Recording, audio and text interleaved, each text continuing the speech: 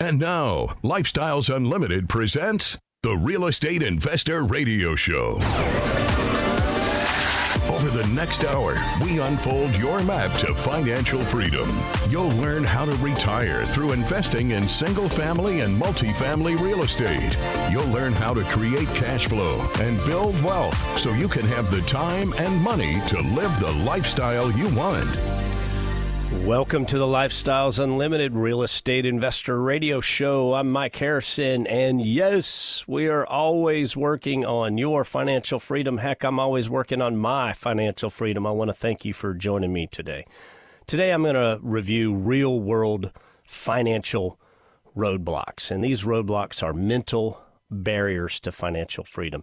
Many of these roadblocks are in place today only because they worked for your parents yesterday. Let that sink in. Well, yesterday for your parents was 40 or 50 years ago. We must adapt to real-world conditions and not live by old-world conditions or the rules that were adapted in the old world that were effective. We need to look at today's conditions and adapt and overcome. I like to discuss these roadblocks because while many people are aware of the power of real estate as an investment, they're also aware that their financial conditions are not ideal. Most people just don't view real estate investing as viable for them.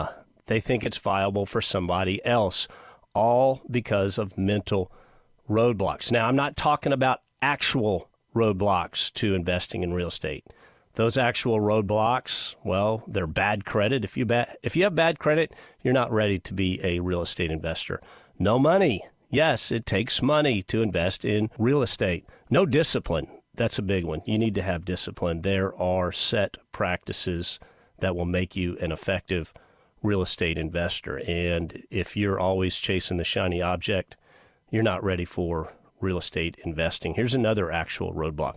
If your spouse, if your significant partner is dead set against it, I don't advise doing it. I don't advise doing anything your spouse is against. You need to get that person on board. Now, I'll tell you this. My wife wasn't against it, but she was lukewarm, right? She really didn't warm up until maybe my fifth or sixth house, and we're getting an extra $2,500, $3,000 a month, and then she's kind of starting to say, wow, what are you getting into again? And then she became very involved, and today she's red hot for real estate investing, 100% for it. But we had to ease into it, I guess, so to speak. But yeah, if your spouse is dead set against something, don't do that. Your relationship's the most important thing in your life, more important than financial, more important that you have to have a great relationship to be successful in this world. So this all started because I had a difficult conversation with a friend and his wife a few months back, and I'm very close to these people. They're aware I'm a real estate investor. They've witnessed how my family's life has progressed financially over the last 10 plus years. Although I'm a humble guy, I like to fly beneath the radar. I will go extravagant on a vacation because we spend money on experiences, not on stuff.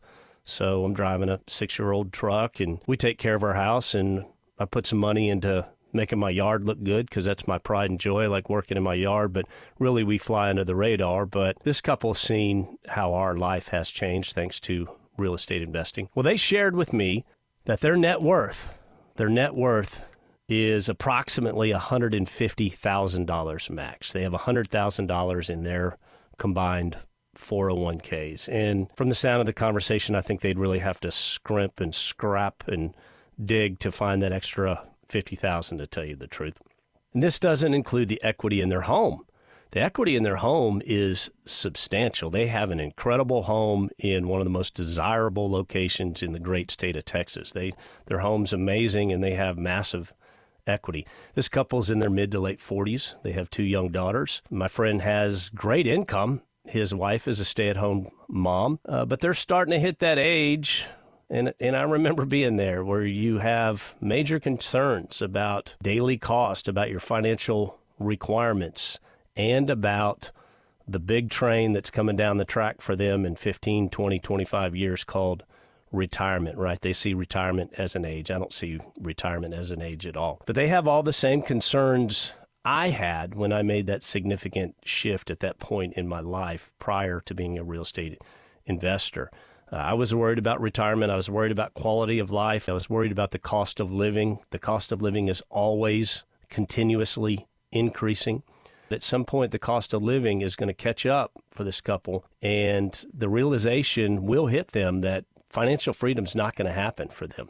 They're house rich, but financially poor. Like I said, their house is incredible, but what's going on right now? Property taxes continue to eke up. Insurance has absolutely ballooned over the last 4 years.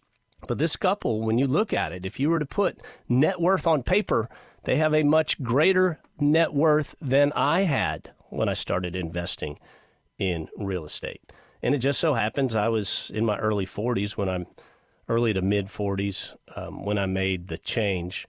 But I was about their age and having the same thoughts. But this couple is so ingrained into what I'll call the conventional wisdom world, the conventional wisdom promise that at 65, everything is going to be okay. And why wouldn't they think that? It was okay for their parents. It was okay for their grandparents. But they have the belief that we're just going to fight through this and everything's going to be okay tomorrow. They are not going to change what they're doing, and they are not going to be going down the path of real estate investors because they have real mental roadblocks to financial freedom. Most people will never achieve financial freedom because these roadblocks are preventing them from investing in cash flowing real estate. They're preventing them from creating passive income, and it's with passive income that you're going to buy your life back one baby step at a time. But if you put 12, 15, 30, 40, 50 baby steps in a row, you know what you call that? Success. And quickly, a note for you real estate investors, the market conditions are shifting in our favor. It's been a tough 2.5, maybe 3 years, but the market conditions are changing in our favor. I just invested in 2 more multifamily properties, one of them outside of Cincinnati and another one in Carrollton, Texas, which is a suburb of Texas. So great opportunities. I was happy to be able to participate in those. So the time it's shifting in our favor, friends. And the best time to invest in real estate obviously was 30 years ago. The next best time is today, right now. Think and do is much better than wait and see. And I meet people all the time that have been playing wait and see for 7, 8, 9, 10 years. And they'll come up to me and they're like, Mike, I always wanted to buy a rental property. I just never did. I'm waiting for the conditions to get better. Well, newsflash, we do well when the conditions are poor, and we do well when the conditions are good, and we do well when it's in between, because it's not the market, it's the asset, right? You do the analysis on the asset, and if it makes sense of an investment, you pull the trigger. But we make money in all market conditions. There's 4 economic cycles, and we do well in all 4 of those. You just have to be educated and understand what you're doing and how you're doing it and why you're doing it. I also know real estate investors that bought, they were participating, they were highly engaged all the way up through 2016, 2017, and just flat out stopped. When I was buying houses in 2016 and 2017, I would meet a realtor that wasn't involved in Lifestyles Unlimited and didn't understand what we were doing as investors. And to a person, they all told me, wow, houses are overpriced. I think they're high right now. They weren't overpriced. We made tremendous improvements to our wealth from 2016 to 2021. But there are distressed sellers in all asset classes of real estate: commercial, short-term rental, hospitality, single family, multifamily. Just a note, we only focus on single family and multifamily, but what you're having right now, you're having loans resetting, you're having massive insurance increases, you're having massive property tax increases. That recent hurricane that just blew through the Southeast isn't going to help insurance across the board. We're all going to get hit with increases. We're also suffering from a bit of reduced occupancy. I'll tell you, rents are going up, but at a slower rate than we had in the past. But all of these, to people that own real estate, not necessarily Lifestyles Unlimited owners, but there's enormous pressure on cash flow right now with some of these assets. And these are assets where we're going to step in and purchase these assets at a decreased value. You see, multifamily properties are considered businesses, and businesses are valued on net operating income. So if you have this pressure on net operating income, the value of that business is less. It's not like a single-family property. A single-family property is going to be based on price per square foot for that neighborhood, okay? You're going to look at, you're going to do your evaluation based on properties like the property you're looking at in that neighborhood, right? If everything in that neighborhood's selling for $150 a square foot, then that home's going to be worth about $150 a square foot. It's not going to be worth $185, and it's probably not worth $120, although we're going to look for that one because it's the one that's selling for $120 a square foot is probably distressed. That's the home that we're going to target and take a look at and see if we can't take it down. But on multifamily properties, on real estate in general that's not single family, if the net operating income goes down, the value goes down.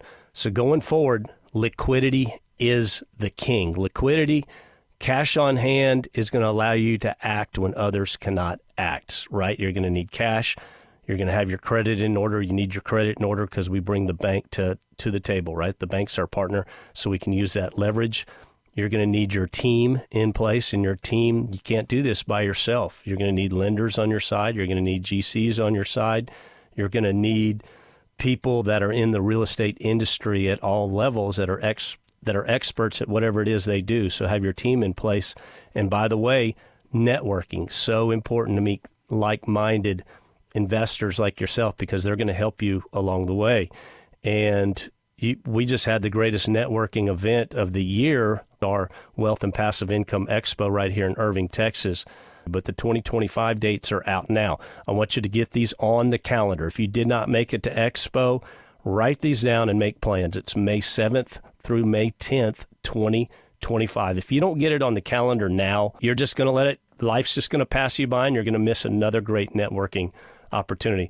We also have networking opportunities within Lifestyles Unlimited all over the country. We have our own internal calendar, and you can participate in those. But the greatest one is obviously the Expo. Roadblocks to Financial Freedom. This came about because I had a serious discussion with some people who are very close to me, and they are doing financially what society and their parents have taught them. They're good people. My friend has excellent W-2 income, but it all goes to the house, right? They're financially poor but house rich. It goes to their daily expenses, goes to their vacations, it goes to just the cost of living, and there's none really left over for them to properly feed a retirement the way the conventional wisdom world teaches you to feed that retirement. And you better be putting 20% in there for a plan that I will tell you doesn't work for 95, 97% of the people. But my friends make good decisions. They believe what is most important is funding a lifestyle for their family. Yet they are hitting that age, right, that midlife, where they're beginning to realize that funding the lifestyle and setting aside the necessary funds for retirement, and they better play catch up. They only have $100,000 combined in their 401k. They better start playing massive catch up. If they're going to live playing the rules of that game, they have some massive catch up to do, but they're trapped in the middle class paradigm because of mental financial freedom roadblocks that I'm going to get into on the other side.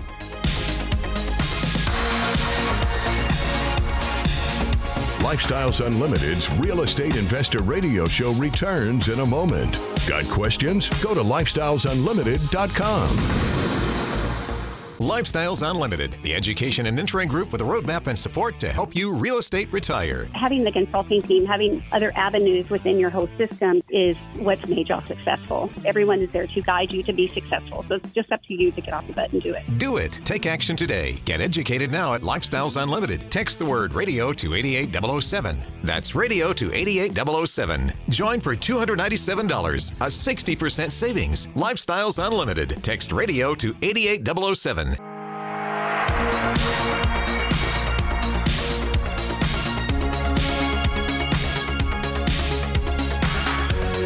Creating the lifestyle you've always wanted. You're hearing Lifestyles Unlimited's Real Estate Investor Radio Show.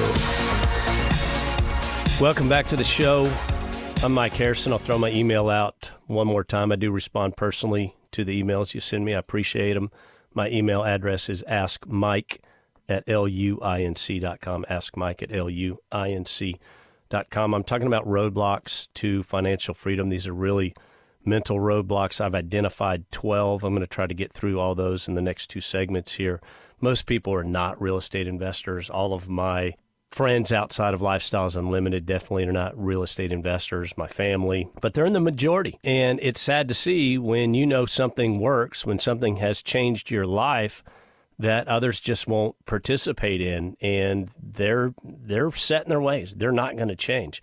You see, only 7% of folks out there own investment, cash flowing real estate, investment property. Only 7%. The other 93%, while they may be aware of the power of real estate, they're just not going to do it because of these roadblocks. Roadblock number one is that middle class paradigm. The middle class paradigm says you're going to go to school, you're going to get good grades, and you're going to get good grades because the most important thing in the world is a college degree. And you can tell I'm being sarcastic, but they want you to go to college. Oh, by the way, borrow if you go to college. I just did a show recently where there's an article by U.S. News and World Report telling you how much is okay to borrow for a degree. If you ask me, it's zero. But anyway, go to college.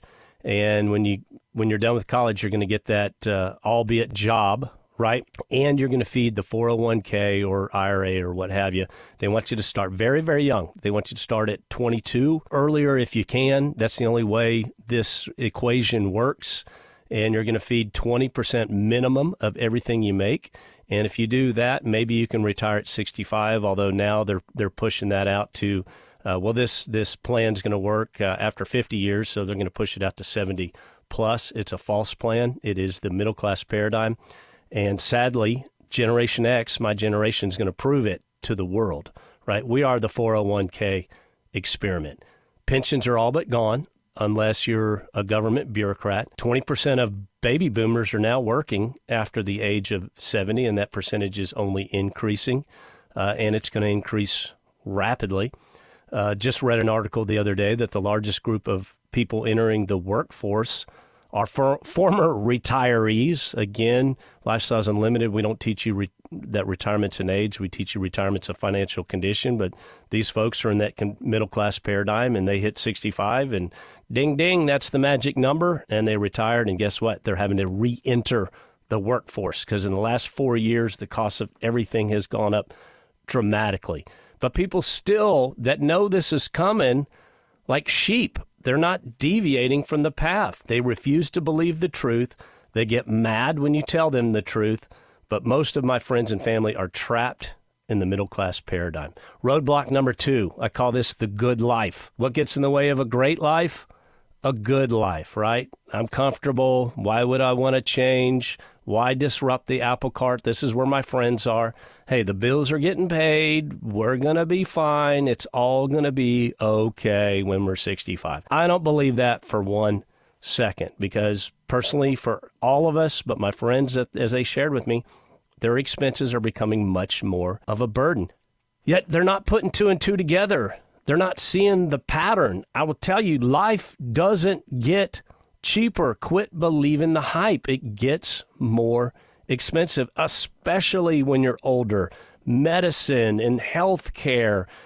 Do you think rents or mortgage costs are going to be less expensive? They tell you you're going to live on less than you make. What kind of life is that? When I'm older, I want to live like I've never lived before, right? I want to do everything that's been deferred because of feeding a 401k, which I don't do anymore. But that's what they're thinking is, oh, yeah, we'll have much more money when we're older and things will be cheaper. It'll be less expensive. No, it won't. Roadblock number 3, lifestyle creep. And this is a real roadblock. People's salaries go up. They get raises. They get promoted at work. And what happens? When that happens, the lifestyle improves, right? I'm making more money, so I'm going to buy a nicer truck or a nicer car. I always wanted that. Or we always wanted the $80,000, $100,000 pool in the backyard. So we're going to do that. We're going to get the bigger home. We're going to get the nicer home. We're going to start taking more vacations each and every year. We're going to get better furniture because we're making more. We're going to go on more hunting trips or fishing excursions. And I love hunting and fishing. Don't get me wrong. When I was still working in corporate America and investing in real estate, and I would receive a windfall, a bonus, a fat commission check. And I get the windfalls today as a real estate investor because of my real estate investing. But those windfalls, I quickly learned that wasn't $50,000 in my hand. You know what it was? That was $2,500 a year improvement to cash flow. Now, why do I see it that way? Because you go spend the 50 grand, it's gone. But if you invest the 50 grand and you're figuring just 5% cash flow, well, you just gave yourself a raise, $2,500 a year in perpetuity. And then when that real estate asset resets, refis, sells, now you got 100 grand. I don't see 100 grand as 100 grand. I see it as 5,000 annually because I reinvest it, right? Those windfalls need to stop being looked at as an improvement to just growing your lifestyle, right? Lifestyle creep. It needs to be invested and grow your cash flow. I want you to have cash flow creep, not lifestyle creep. Roadblock number 4. This is a big one. It's more of an excuse than an actual reason. It's fear, right? If I let fear get in the way of my lifestyle, right? My wife doesn't like to fly. She's afraid of it. We would have never jumped on a plane. We would have never got a jet ski that she can ride with me because she was terrified of it. Until we did it, she would have never gone scuba diving with me because of the fear. We'd have never gone sailing, right? Fear is really false evidence appearing real. You've got to do something. You've got to be educated. You've got to know what you're doing, and then the fear goes away. But people use fear to not take action. Education and experience will overcome fear. Let me tell you about my first house I bought using the Lifestyles Unlimited model. I bought a really beat up, bad, destroyed property, and it scared the living tar out of me. But my GC, basically using the Lifestyles Unlimited model, and he's a Lifestyles Unlimited vendor, great guy, friend of mine now, but this was house one. He metaphorically put his hand on my shoulder and said, "It's going to be okay, little buddy." Now, let me tell you, by the time I got to my 9th, 10th, 11th house, did I have any fear of buying these dilapidated, beat up, uncared for homes?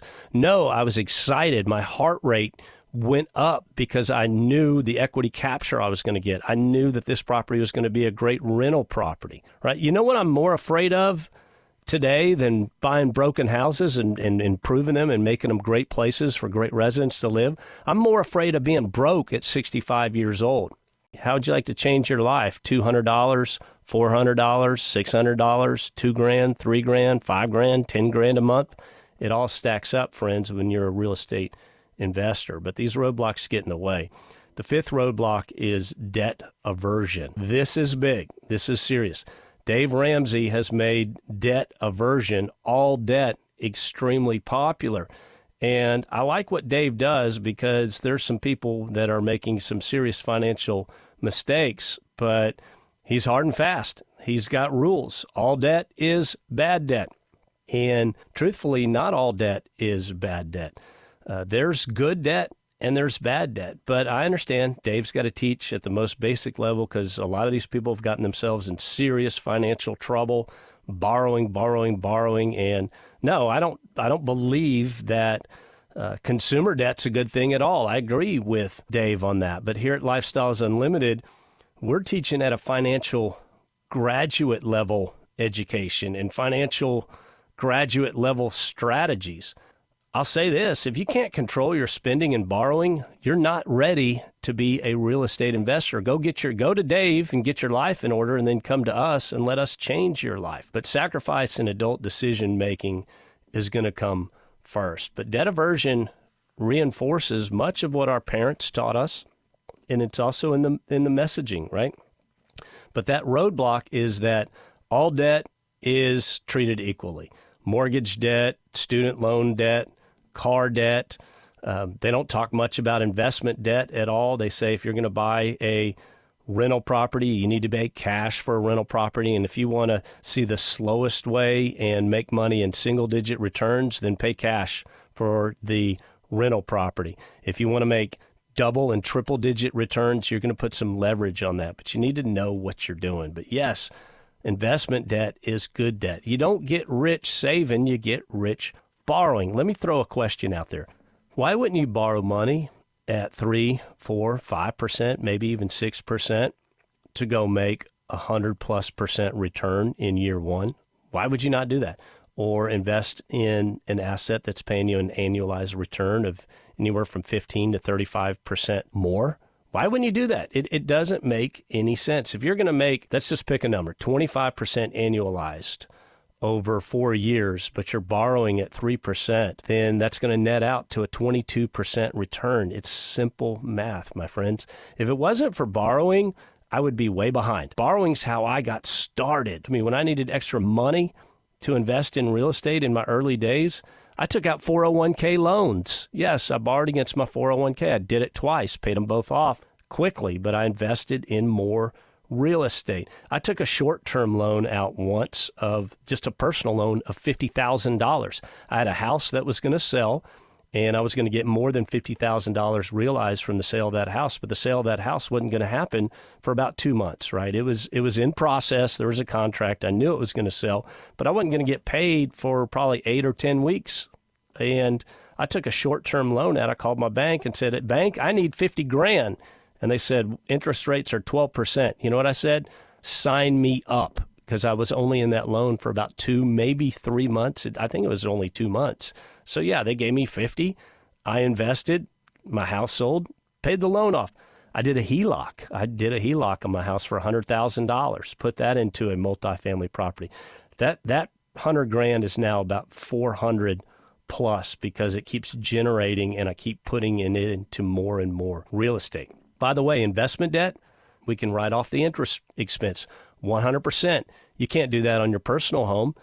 Property tax, we write that off, but we also write off that mortgage interest expense. Consult a tax pro, but we do it. I have professionals that do my taxes. So yes, that could be written off. Again, you get rich borrowing, not saving. Think about a bank. If you had $100,000 and you say, "Well, Mike, I got $100,000 in the bank." No, you don't. You know what the bank does when you make that $100,000 deposit? They're going to loan out about 9 times that. Banks aren't even saving. Think about that for a moment. So, yeah, debt aversion is a real roadblock. Here's a big roadblock, and again, these are in no particular order. The 401k and the IRA is a massive roadblock. Do you know that the 401k was never intended to be a retirement vehicle? Look it up. It's shocking. Look at the history of the 401k. Today, it's the end-all be-all to retirement, but it was meant to be a supplement. It was never meant to be the complete retirement vehicle that it has become today. As soon as you stop funding that 401k, you're going to have extra money to invest, right? If you're funding it properly, the way they teach in the conventional wisdom world, you're putting 15 to 20% of everything you earn into that 401k. As soon as you turn it off, you have an additional 15 to 20% in your paycheck. Before, I was a slave to my 401k, and it weighed on me, and it weighs on the middle class today, and it weighs on my friend that I mentioned earlier. And I know this. He has $100,000 in his 401k. That's what he shared with me. Hey, this is where I'm at. This is how old I am. I know how old he is. He has $100,000 in his 401k. And in the back of his mind, he knows he's not even close to where he needs to be for a dignified retirement. He's going to need millions, and he's got about 20 years to put millions into that 401k. It's not going to happen. No one is admitting reality. We live in a time and place with the acceptance of this is how we want things to be, this is how things are going to be, rather than accepting how things are. Think about that for a moment. Massive roadblock, massive roadblock. If you use the rule of 72, and let's say you're getting 9% returns in your 401k, which is a good year, that I'm being generous, that still means that it's going to take 8 years for your investment to double. So if you want to know how fast it takes an investment to double in value, you divide it into 72, okay? So if you're making a 9% return, it means it's going to take 8 years to double. So you have $100,000, you're making 9% return year in and year out. 8 years later, you got $200,000. 16 years, $400,000. 24 years later, $800,000. 32 years later, $1.6 million. Congratulations, you're 75 and broken and still don't have enough to fund a decent retirement. And I know that's shocking, okay? I know it's shocking, but that's the truth. That's it, right? The rules are whatever you save, you can have you can pull 4% out annually, and that's what you live on. So if you only make it 16 years from now, based on my friend's age, he's going to have $400,000 in his 401k. Congratulations, you can now live on $16,000 per year in your retirement, and that's before taxes. That's pre-tax money. So you see why we're against the 401k, but it is a massive roadblock. Selfishness is another major roadblock. That's where somebody finally just hits the middle, they call it the midlife crisis. It's my time. I deserve this. I've gone without this long enough. It's all emotional vulnerability, right? I remember my dad, after my parents divorced, he went out and bought a Firebird. My friend's dad got a divorce. He went and bought a Corvette. It was their time. They deserve this. Taking the young girlfriend on the European vacations because I always wanted to do it. And they're just not thinking about the future, right? It's people are buying what they want, when they want, because they feel like they deserve a treat. They feel it's their time. They feel like they've done without it long enough. Selfishness will get in the way of financial freedom time and time again. Now, I hear this one a lot. I have people reach out, and we'll talk about real estate, and they're like, Mike, I'd really love to invest in real estate. I just don't have the time. That is a massive falsehood. I spend little to no time as a real estate investor. But I'll tell you this, if you want something bad enough, you're going to make time, okay? You're going to make time. Success is no accident. Success is built mornings, afternoons, evenings, weekends, right? That line about not having time is insane. Yeah, you're going to put some time in on the education. You're going to put some time in on the evaluation of the property. I was managing 11 houses, and it was taking me about an hour and a half each month. Everything, all in. You have the time to do it. And when you do it, I want you to remember, it's not the money, it's the lifestyle. We'll see you next week. The information and opinions you hear on the Lifestyles Unlimited Real Estate Investor Radio Show are those of the hosts, guests, and callers. The Lifestyles Unlimited Real Estate Investor Radio Show is for entertainment purposes only. Please consult a professional regarding your personal investment needs. Nothing presented constitutes an endorsement, recommendation, offer, or solicitation to buy or sell any product or security.